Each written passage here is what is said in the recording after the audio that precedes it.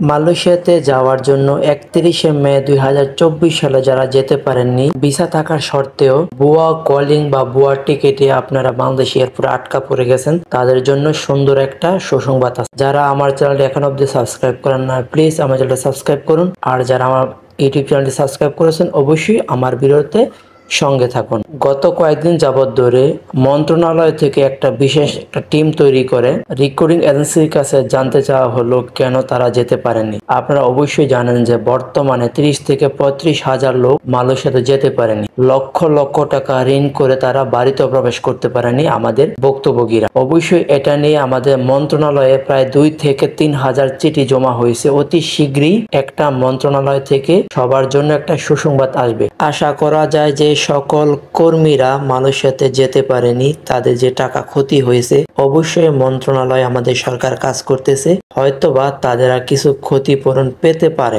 এটা নিয়ে মন্ত্রণালয় কাজ করতেছে। তো প্রতিনিয়ত ভালো ভালো ভিডিও পেতে হলে অবশ্যই আমার ইউটিউব চ্যানেলটা সাবস্ক্রাইব করুন। সবাই ভালো থাকুন, সুস্থ থাকুন।